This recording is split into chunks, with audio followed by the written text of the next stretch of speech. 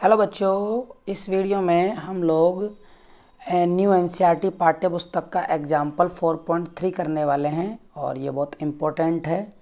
4.3 questions क्या कह रहा है, एग्जाम्पल क्या कह रहा है कि 6 गुणा 10 की घात -6 टेस्ला के चुंबकीय क्षेत्र के लंबवत, ध्यान देना लंबवत 3 गुणा 10 की घात 7 मीटर पर सेकंड की चाल से गतिमान किसी इलेक्ट्रॉन और इलेक्ट्रॉन का द्रव्यमान हम जानते हैं ये होता है और आवेश ये होता ही है, ये ब्रैकेट में दे रखा है आपको जानकारी के लिए। के पथ की त्रिज्या क्या है, इसकी क्या आवृत्ति होगी, इसकी ऊर्जा किलो इलेक्ट्रॉन वोल्ट में परिकलित कीजिए और आपको हिंट दे रखा है 1 इलेक्ट्रॉन वोल्ट बराबर 1.6 गुणा 10 की घात -19 जूल होता है। तो ये आपको क्वेश्चन में दिया हुआ है। तो यानी एक तो आपको चुंबकीय क्षेत्र दिया हुआ है, कोई यहाँ पर आवेशित कण प्रवेश कर रहा है इसके अंदर इतनी चाल से, किसी इलेक्ट्रॉन क्या है यहाँ पे, इलेक्ट्रॉन एक कण है, आवेशित कण है। तो हमने आवेशित कण जब चुंबकीय क्षेत्र में प्रवेश करता है तो उसके दो केस पड़े हुए हैं। तो पहला केस ये होता है कि अगर चुंबकीय क्षेत्र में अगर आवेशित कण जो है लंबवत प्रवेश करे, कैसे प्रवेश करे, लंबवत, तो वह वर्ताकार पथ बनाता है। और वर्ताकार पथ बनने की शर्त होती है कि अभिकेंद्रीय बल बराबर चुंबकीय बल होना चाहिए। अभिकेंद्रीय बल बराबर क्या होना चाहिए, चुंबकीय बल होना चाहिए। इसका चित्र अपन देख सकते हैं कि अगर कोई चुंबकीय क्षेत्र, जैसे आप देख रहे हो, कोई चुंबकीय क्षेत्र अगर ऐसे लंबवत कागज के तल के लंबवत अंदर की ओर जा रहा है और इसी से 90 डिग्री का कोण बनाते हुए कोई आवेश Q v वेग से प्रवेश करता है, तो यह इसके अंदर वर्ताकार पथ पर घूमने लग जाता है और इस वर्ताकार पथ की त्रिज्या अपन स्मॉल r मान लेते हैं और केंद्र के अंदर एक बल लगता है और इस को बैलेंस करने के लिए इस चुंबकीय क्षेत्र की वजह से आवेशित कण पर एक चुंबकीय बल कार्यरत होता है और वो चुंबकीय बल क्या होगा, F बराबर QBB साइन थीटा। यहाँ पे थीटा 90 डिग्री है तो ये क्या हो जाएगा, QBB हो जाएगा। अभी केंद्रीय बल का जो सूत्र होता है वो होता है mv²/r होता है और चुंबकीय बल का सूत्र आएगा आवेशित कण पर QBB। यहाँ से अपन पथ की त्रिज्या निकाल सकते हैं r को अगर मैं यहाँ ले जाऊँ और QBB को नीचे ले आऊँ तो r बराबर mv²/QBB होगा। एक पावर से ये कट हो जाएगा तो r बराबर बचेगा mv/QB। तो ये हमारा पहला जो पूछा गया है पथ की त्रिज्या ज्ञात करो, उसका सूत्र आ गया r बराबर mv/QB। तो mv/QB आया है तो यहाँ हम मान रख देते हैं और पथ की त्रिज्या ज्ञात करते हैं। तो r बराबर m इलेक्ट्रॉन का द्रव्यमान कितना होता है, क्वेश्चन में भी दिया हुआ है और आपको याद भी होना चाहिए 9.1, यहाँ पे 9.1 नहीं दिया हुआ, 9 गुणा 10 की घात -31 किलोग्राम दिया हुआ है। ठीक है, इसके बाद अपन क्या लिखेंगे, v मतलब वेग। तो वेग कितना दिया हुआ है क्वेश्चन में दिया हुआ है 3 गुणा 10 की घात 7 मीटर पर सेकेंड बटा QBB। Q मतलब इलेक्ट्रॉन पर आवेश कितना होता है, 1.6 गुणा 10 की घात -19 कूलाम होता है। Q और B मतलब चुंबकीय क्षेत्र टेस्ला में दिया हुआ 6 गुणा 10 की घात -4 टेस्ला, यानी सारी यूनिट SI के अंदर थी तो हमें कोई दिक्कत नहीं आई, हमने मान रख दिया। अब अगर अपन इसकी कैलकुलेशन करते हैं तो कैलकुलेशन करने से इसका जो मान आता है वो मीटर के अंदर आता है 28 गुणा 10 की घात -2 मीटर। ठीक है, आप इसकी कैलकुलेशन कर सकते हो आसानी से। पावर वालों को पहले सोल्व कर लेना, फिर जो बचेगा उनमें भाग लगा के ये आ जाएगा 28 गुणा 10 की घात -2 मीटर।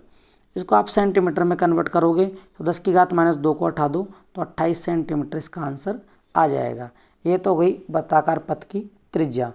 अब हम इसी सूत्र से, ये जो हमारे पास ये संबंध आया था ये r बराबर mv/QB, तो यहाँ से अगर वेग का सूत्र बनाना हो तो क्या होगा, QBr/m। तो वेग का सूत्र बनाने के लिए क्या हो जाएगा, क्यू बी आर बटा क्या था, एम, क्यू बी आर बटा एम, ये आ जाएगा। तो अपन वेग निकाल लेते हैं, लेकिन वेग तो हमें क्वेश्चन में दिया हुआ है, वेग निकालने की क्या ज़रूरत है, वेग निकालने की क्या ज़रूरत है।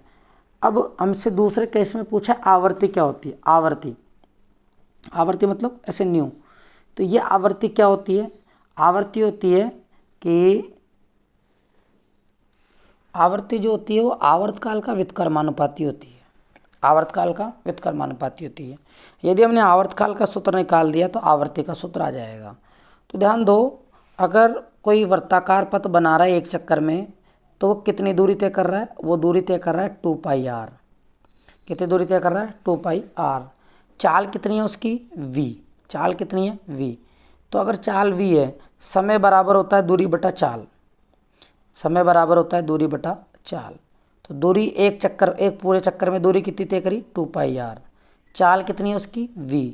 समय एक चक्कर पूरा करने में जो समय लगता है उसको अपन क्या लिखते हैं, कैपिटल T। तो रख दो कैपिटल T का मान यहाँ पे आ गया 2πr बटा b। तो न्यू बराबर हो जाता है 1/2πr अपॉन में v। और इस v को अगर ऊपर लेके जाऊँगा तो ये बन जाएगा आवर्ती न्यू बराबर v अपॉन 2πr। v का मान क्वेश्चन में दिया हुआ है 3 × 10⁻7 और 2 × 3.14 इंटू आर का मान क्वेश्चन में दिया हुआ है। कितना दिया हुआ है, आर का मान तो अपन ने ज्ञात कर लिया ना, आर का मान तो अभी ज्ञात किया है अपन ने 28 सेंटीमीटर। और इसको अपन मीटर में लिखेंगे, किसमें लिखेंगे, मीटर में।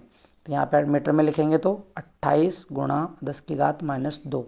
अब अपन इसको अगर सोल्व करते हैं तो इसका आंसर जो आता है वो आता है 17 × 10⁻6। ये कैलकुलेशन आप खुद कर लेना, है ना, कैलकुलेशन में बहुत ज़्यादा समय निकल जाएगा, इसलिए मैं ये नहीं करवा रहा। तो 17 × 10⁻, यहाँ पे आएगा 6।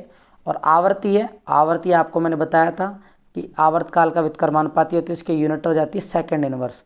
तो यहाँ पे आंसर में क्या आएगा, सेकंड इनवर्स। और इसी सेकंड इनवर्स को अपन बोलते हैं हर्ट्स। क्या बोलते हैं, हर्ट्स।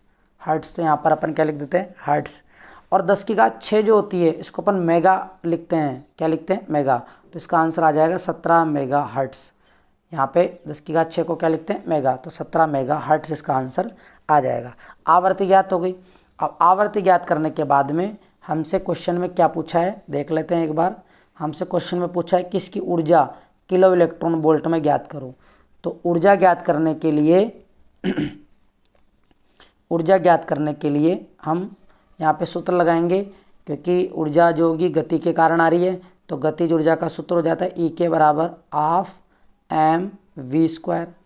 ½ m का मान कितना दे रखा है इलेक्ट्रॉन का, 9 × 10⁻−31 गुणा v का मान कितना दे रखा है, 3 × 10⁻7 और इसके ऊपर पावर 2। अगर अपन इसको सॉल्व करेंगे, इनको सॉल्व करेंगे तो हमारे पास आंसर आएगा 40.5 × 10⁻17 जूल, क्योंकि ऊर्जा का मान जो आता है किस में आता है, जूल में आता है, जूल में आता है। अब हम इसको कन्वर्ट कर सकते हैं इलेक्ट्रॉन वोल्ट में। इलेक्ट्रॉन वोल्ट में कन्वर्ट करने के लिए हमें इंट दे रखा है कि 1 इलेक्ट्रॉन वोल्ट 1.6 × 10⁻19 जूल के बराबर होता है। तो अगर आप जूल को इलेक्ट्रॉन वोल्ट में कन्वर्ट करोगे तो आपको इसमें भाग लगाना अगर आप जूल को इलेक्ट्रॉन वोल्ट में कन्वर्ट करोगे तो इसके अंदर आपको इसका भाग लगाना होगा, 1.6 × 10⁻19 का भाग लगाना होगा। तो भाग लगाएंगे तो कितना हो जाएगा, 40.5 × 10⁻17 में भाग लगाएंगे अपन 1.6 × 10⁻19 का। तो भाग लगाएंगे तो हमारे पास जो आंसर आएगा इलेक्ट्रॉन वोल्ट के अंदर, इलेक्ट्रॉन वोल्ट में वो आ जाएगा 2.5 गुणा 10⁻3 को क्या लिख सकते हैं अपन, किलो लिख सकते हैं। तो यह आ जाएगा किलो इलेक्ट्रॉन वोल्ट, क्या आ जाएगा 2.5 किलो इलेक्ट्रॉन वोल्ट। तो इस तरीके से अपन ने उदाहरण नंबर 4.3 भी कर लिया नई पाठ्य पुस्तक का। तो देख सकते हो ये क्वेश्चन अपन ने सबसे पहले ये जो शर्त थी ये शर्त रखी और इससे अपन ने त्रिज्या का सूत्र निकाला और उसके बाद में अपन ने यहाँ पर आवर्ती का संबंध आवर्तकाल से देखा, आवर्तकाल का सूत्र निकाला और फिर आवर्ती का सूत्र निकाल लिया। फिर अपन ने कैलकुलेशन करी, गतिज ऊर्जा का सूत्र लगाया और इस तरीके से अपन ने इस न्यूमेरिकल को कर लिया। तो न्यूमेरिकल को करने के लिए आपको डेरिवेशन तो आना ही चाहिए। ठीक है, उम्मीद है आपको वीडियो समझ में आ गया होगा। तो अपने दोस्तों को शेयर करें, वीडियो को लाइक करें। Thank you.